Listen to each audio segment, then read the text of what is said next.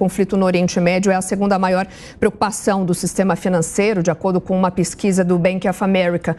E vamos conversar, portanto, agora com o professor de Relações Internacionais, Alexandre Pires. Alexandre, muito boa tarde para você. E eu vou até puxar o assunto, que eu discutia agora há pouco com o nosso repórter David de Tarso sobre essa entrada de ajuda humanitária. Hoje, apenas 20 caminhões puderam entrar, ajuda que chega para o sul da faixa de Gaza. A gente sabe que 20 caminhões não resolvem, todo o problema das pessoas que estão lá passando por dificuldades, mas é já um sinal, uma notícia de esperança, mas mostra, portanto, que ainda há muito o que se esperar para os próximos dias, Mais uma vez, muito boa tarde. Boa tarde, Soraya. Há uma dificuldade logística quando ocorre a entrada de caminhões, ou seja, primeiro era necessário ter uma tomada e uma segurança com relação a esse posto, essa passagem que existe ali em Rafah, para poder fazer a fiscalização e a varredura dos caminhões. Então, o Israel agora está tentando desabastecer o Hamas de qualquer tipo de artefato que possa ser usado para manter ali a linha de ataque em Gaza. Ou seja, é como se eles estivessem numa operação de completa desmilitarização da faixa de Gaza. Então, qualquer ajuda, ela vai depender ali de um processo lento, não vai ser rápido, e uma quantidade enorme de caminhões exigiria um efetivo maior e um tempo maior de processamento ali dessas cargas para saber se elas não têm nada que possa ter uso militar. E uso militar, nós sempre imaginamos que são explosivos explicitamente, não. Às vezes combustíveis, às vezes algum tipo de substância química que pode ser reprocessada, qualquer coisa pode ter um fim militar, dependendo da mão que estiver usando, e aí, claro, Israel tem tentado conter isso. Então, a partir do momento que as fronteiras estiverem por completo controle e você tiver um efetivo que não vai ser atacado, ou seja, que não corre risco, essa ajuda humanitária pode começar a fluir com mais facilidade. Lembrando que Israel também tem condições de dar uma ajuda humanitária. Então, existe sim um cerco como estratégia militar, um cerco total, e é claro que agora eles vão começar a relaxar esse cerco conforme a situação vai entrando em controle, ou seja, vai ficando sob controle. Aí sim, talvez o Egito e os outros países consigam colaborar no processo. E até trazendo uma informação a respeito dessa ajuda humanitária, o Fundo das Nações Unidas para a Infância disse que a agência forneceu cerca de 44 mil garrafas de água para Gaza, o suficiente para 22 mil pessoas apenas por um dia. Então, para os próximos dias, eu acredito que esse esforço diplomático precisa se intensificar ainda mais para que outros caminhões possam, então, entrar para essa ajuda humanitária chegue. Eu vou pedir também para a nossa participação aqui, adicionar na nossa conversa, o professor de Relações Internacionais, Christopher Mendonça, para ele também te fazer um questionamento e participar desse nosso bate-papo. Boa tarde, Alexandre, um prazer poder falar com você. Eu gostaria de saber qual que é a sua impressão sobre como que o Conselho de Segurança, na próxima semana, pode auxiliar a gente a chegar numa conclusão, ou pelo menos uma parada temporária desse conflito. Você acha que o Conselho de Segurança vai conseguir alcançar esse objetivo, ou você acha que o Conselho de Segurança está ultrapassado, é necessário cumprir outros caminhos dentro do sistema ONU para chegar nesse cessar-fogo? Boa tarde, Christopher, é um prazer, sempre acompanho você, agora tendo a oportunidade de interagir, muito bom. Olha, o sistema que o Conselho de Segurança tem, ele é um sistema limitado, ou seja, precisa, na verdade, de um acordo entre os países que são os membros permanentes, Rússia, Estados Unidos, China, França e Grã-Bretanha. Como nós sabemos, com relação ao Oriente Médio, os interesses são divergentes, ou seja, a Rússia tem posições ali de apoio e interesses já localizados na Síria, tem uma aliança e um apoio ali em termos de estratégias geopolíticas com o Irã.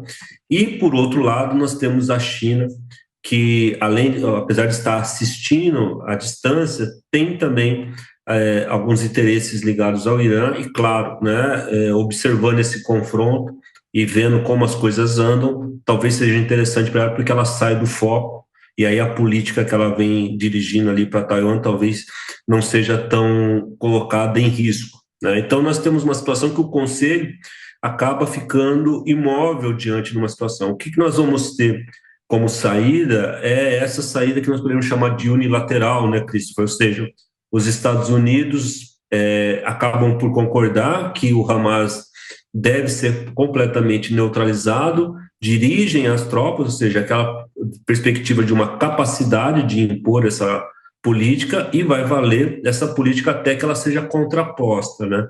Agora, o problema é que, para ser contraposta, os outros países praticamente entrariam numa guerra por procuração, né, uma proxy war com os Estados Unidos, sendo que nós já temos uma na Síria em curso e temos uma outra na Ucrânia, né? Então, mesmo esses outros países, Rússia e China, talvez não teriam capacidade de sustentar esse processo ali, né? Então, agora, acho que a China está mais preocupando em estabilizar ali o Afeganistão, que eles fizeram um acordo com o Talibã, a Rússia tentando estabilizar essa sua base ali na Síria, e não seria o momento deles conseguirem se contrapor a essa visão unilateral que os Estados Unidos colocou com relação ao conflito. O que nós vamos ter, sim, é uma articulação para esse corredor humanitário, mas não para um cessar-fogo. Eu não acredito num cessar-fogo, ainda que ele possa ser de muita curta duração, só para a chegada, às vezes, de provisões.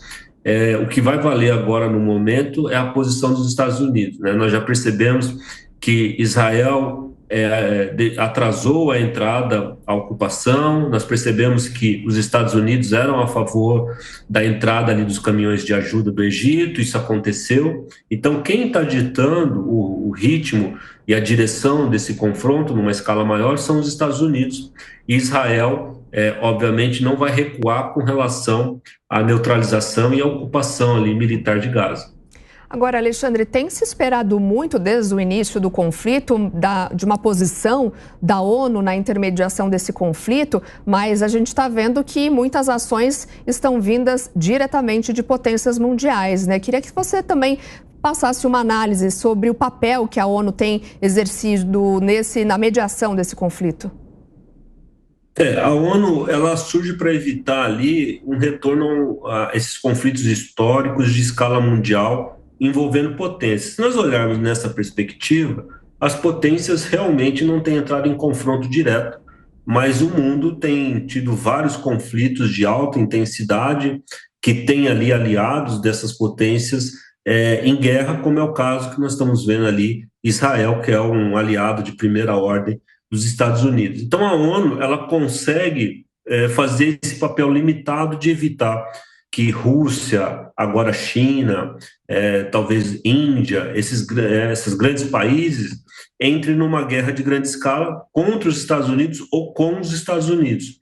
Então, assim, nós temos uma situação que, de um ponto de vista, até há um certo sucesso, mas com relação a evitar conflitos, evitar crises humanitárias, esses massacres, essas mortes, ataques terroristas, tudo isso a ONU tem sido incapaz, porque isso depende de uma articulação das grandes potências, né? Ou seja, as principais potências europeias, Rússia, com a sua capacidade militar, né?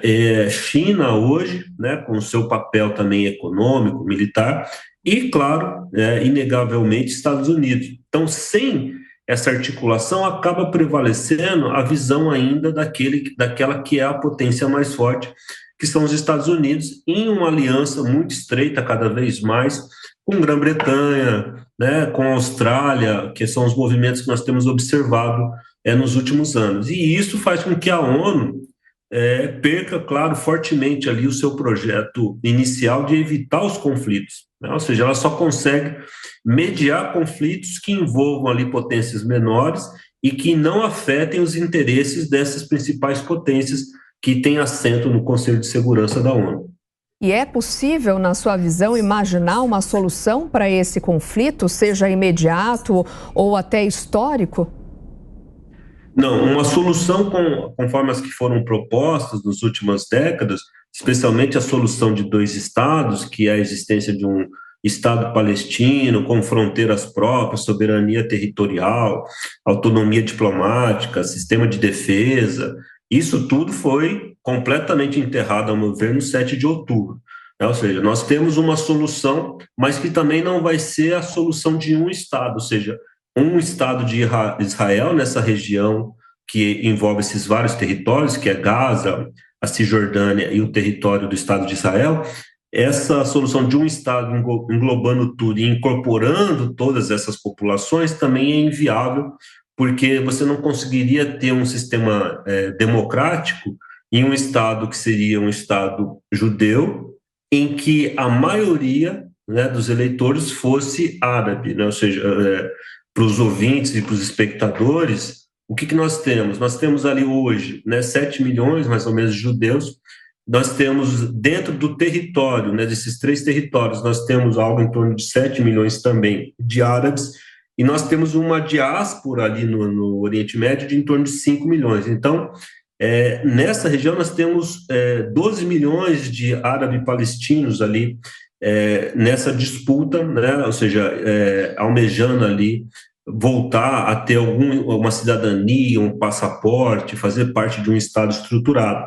Só que o Estado de Israel não tem essa capacidade. Ele tem 2 milhões de árabes israelenses, ou seja, que tem uma cidadania israelense, mas nesse caso eles são uma minoria demográfica e aí eles conseguem ser incorporados no sistema democrático, mas essa visão mais global exige uma nova solução e provavelmente nós vamos assistir isso aí na próxima, ao longo dessa década, e essa solução provavelmente vai ser nova, né? Ou seja, ela vai ter mais a ver ali com a autonomia de algumas cidades-estados, algum outro sistema, mas não esses que estavam na mesa, porque isso que estava sendo proposto tem feito com que a região seja um barril de pólvora, ou seja, a política de desengajamento que Israel fez em 2005, que foi a saída unilateral de Gaza e também a destruição dos assentamentos judeus ali, eles acabaram escalando e permitindo que o Hamas expulsasse, né, destruísse o Fatah, que era o outro partido político, e impusesse um regime de força sobre a população de Gaza, que não vê eleições há 16 anos. Então, isso tudo vai ter que ser revisto. Sim. Enquanto que a Cisjordânia tem tido ali confrontos e tensões de muito mais baixa intensidade. Então, agora nós estamos num momento novo dessa questão palestina. E tudo que foi colocado à mesa até o momento, eu acho que a comunidade internacional percebe que já é uma letra morta e tudo vai ter que ser renegociado e novas propostas vão ter que ser debatidas. Perfeito. Conversamos com Alexandre Pires, professor de Relações Internacionais. Alexandre, mais uma vez, muito obrigada por aceitar conversar conosco neste sábado. Eu que agradeço, Soraya. Estou à disposição. Obrigada.